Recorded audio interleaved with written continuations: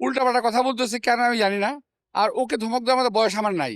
আমি তো আমার নিজের ছেলেকে ধমক দিই, ওকে ধমক দেবো কি? বাইরে ওরা চাচ্ছে কেউ ওদের হুমকি দিক, ওরা চাচ্ছে কেউ ওদেরকে হুমকি দিক। আমাদের দিক থেকে কোনো হুমকি নাই, কারণ আমি একটা নির্বাচন করি নাই।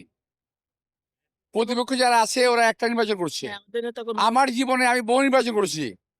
আমি ওদের নেতা আব্বাস আলী খানের সঙ্গে নির্বাচন করছি, ওদের আগের নেতাদের সঙ্গে নির্বাচন করছি। আমি কেউ থেকে বুঝে আমরা ওদের দেয় নাই, কিন্তু উনি দিচ্ছেন কারণ উনি চাচ্ছেন একটা কিছু হোক, একটা কিছু হোক, একটা কেউ ধমকটা মুখ তারা দিক। উনি উল্টাপাল্টা কথা বলতেছে কেন আমি জানি না। আহ, আর ওকে ধমক দেওয়ার মতো বয়স আমার নাই। আমি তো আমার নিজের ছেলেকে ধমক দিই, ওকে ধমক দেবো কি? আমি এই যাবৎ যত নির্বাচন করেছি কোনো নির্বাচনে আমার কোনো প্রতিশ্রুতি ছিল না, কিন্তু তার বাইরে গিয়ে আমি অনেক কিছু করেছি যার প্রতিশ্রুতি বাইরে।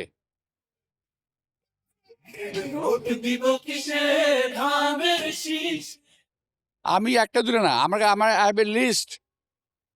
আমি যদি লিস্ট তোমাদের ধরাই দেই তোমরা মাথা করে নিতে পারবো না, আমি এত কাজ করেছি আমি।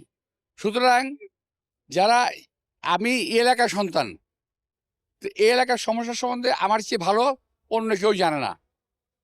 সুতরাং আমার প্রতিশ্রুতি কোনো প্রয়োজন নাই। যেটা করা দরকার এলাকাবাসীর জন্য সেটা আমি করব। যাদের বেশ প্রতিশ্রুতি দিয়ে, মিথ্যা আশ্বাস দিয়ে ভোট নিতে যাচ্ছে, এই এলাকার লোকেরা আমাকে আগে ভোট দিয়ে আমাকে অলরেডি পরীক্ষা করে দেখেছে তারা যে আমি কেমন এবং কি। আগামী নির্বাচনে ইনশাল্লাহ প্রমাণ হবে এটা।